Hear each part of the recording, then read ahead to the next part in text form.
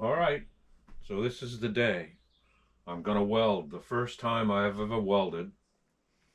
And so I was going over the materials to take a look at, and one of the things I don't understand is that some of these larger um, channels and used on YouTube, like Andrew Camarada and NNKH and Watch West Work and Diesel Creek and places like that, which have millions of subscribers, just show them going right at welding.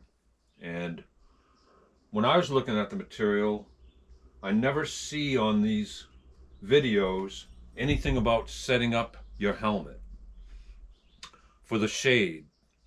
So I've got to weld 3/32 mild steel, China steel, and of course it doesn't say in my chart 3/32, so you have to go between, well, 3/32 and 86 thousandths is the same.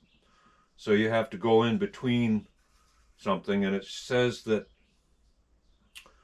for a lesser amount it's 115 arc amperage, and the next one up is 098, which is 150 amps for arc amperage.